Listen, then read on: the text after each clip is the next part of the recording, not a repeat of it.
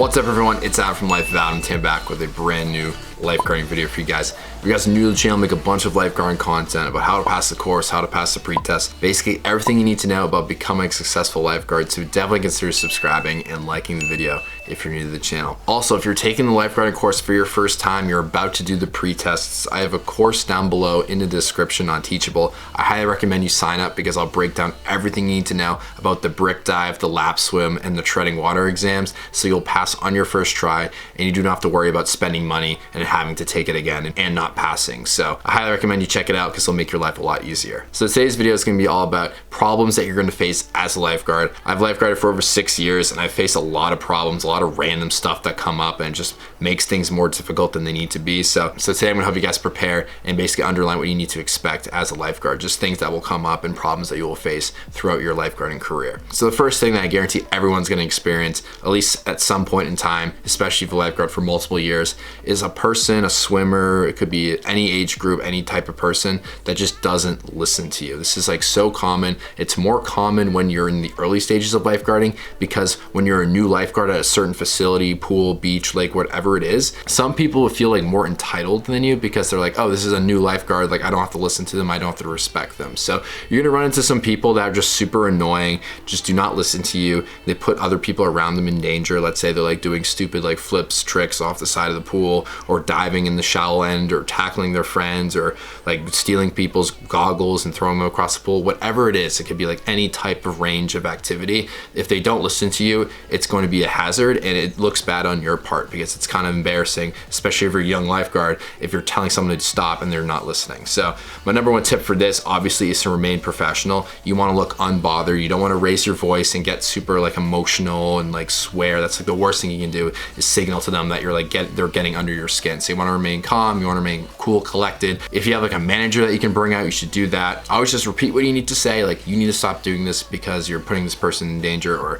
you need to stop doing this because you might hit your head. And after a while, they'll honestly just get bored and they'll stop doing what they're doing. So obviously it's easier if you have a manager, someone you can bring out to take over the situation. But as you lifeguard over time, you'll start to get that experience and you'll start to get that more respect because people will recognize you and you'll make connections with a lot of people, so they wouldn't want to mess around with you and not listen to you. So that's definitely something you're going to encounter. Just always remain calm, cool, collected, and professional, and you'll be completely fine. Now, another problem you're going to face is basically like a scenario, is someone who looks like they need help, but you don't know if you need to jump in and save them. So this is like someone who's like treading water, but like their form is so bad that they look like they're struggling, or they're doing the dead man's float. Maybe they're trying to see how long they can hold their breath underwater. So they're like kind of floating like face down. So these are a couple of things. I've made videos on this in the past, but it's a tough situation as a lifeguard because you don't want to sit back and wait and then risk, okay, this person actually needed my help and I wasted like 30 seconds of quality time and he's underwater. But you also don't want to jump in and like swim over to someone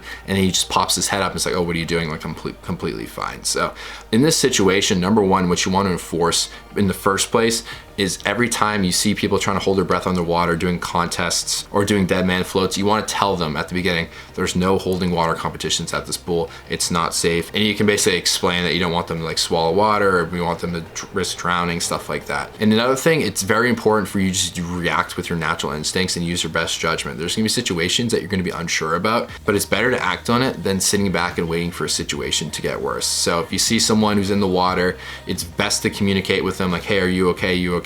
They'll most likely give you the thumbs up, but if they're not okay, they'll look at you with a worried face and you can jump in and you can save them. So the dead man's float's a rare situation because you just don't know, it's kind of awkward, but most of the time, if you can, it's good to tap them on a shoulder, get someone's attention nearby to tap them on a shoulder, and if they still don't move and they don't react, then you should go in and make the save. So it's kind of using your communication skills to kind of get a better assessment and better judgment of the situation. Now, another situation, especially if you're working with a bunch of lifeguards, is having a lifeguard who's late to their shift and you have to cover for them. This is really annoying because especially if it's a really hot day, the sun's beaming down, you sitting there waiting for someone and you don't even know if they're coming anymore. It's a tough position to be in because you can't leave the pool unattended. So you can't like leave your stand and like go try to figure out what's going on, but you also can't leave and just like go home because you're done with work and have no one there watching the pool. So it's kind of like a guilt situation. You want to act with your morals, you have to be there. So you're kind of stuck. So this situation is definitely annoying. It doesn't doesn't happen that much, especially if you work with a really good team of lifeguards who are on top of things and they're organized and they're always there and dependable. But sometimes if you're working at a summer job, you're in high school, a lot of kids like to flake and not show up. It's definitely an annoying position to be in. So I highly recommend you talk with your manager or the person that's paying you, and I guarantee you they'll pay you for that. It might even give you some more benefits to go along with it. But it's good for you and your coworkers to be on the same page and hopefully be dependable. But there's gonna be times where you just have to stand there and bite the bullet and just wait for them to come. And it's really funny because when you're in that position, they're like, hey, like, I'm so sorry, like I was running late, I had to do this, blah, blah, blah. You're like, okay, that's great, just grab the tube, like, let me get out of here. So I remember it being like 90+ degrees. I've been guarding all day. Finally, someone gets my shift, takes the rescue tube for me, and I was like, so dehydrated. I was like, thank goodness, like, I don't care about your story, I just want to go home and get in the shade. So it's definitely one of those things that are very memorable. I'm hoping you guys don't experience that, but for me, I had to experience that a couple times. Now, the last problem you're gonna face is to do with deep end tests. A lot of pools, you have to do a deep end test to see if swimmers can get in the deep end, be able to use the diving board, water slide, be able to swim in an area where they can't stand. And there's gonna be times where kids get super emotional and super hard on themselves when you tell them, I'm sorry, like, you did not pass. It's like one of those things where it's a tough situation to be in because you don't want to hurt their feelings, but you also don't want to pass them when they don't deserve to pass, in the sense that they could put themselves in danger and risk like not being able to swim and touch the wall. So stuff like that. So yes, you have to tell them, I'm sorry you didn't pass, you need to work on this and this and this. It's good to like always tell them what they need to work on to like keep their heads up.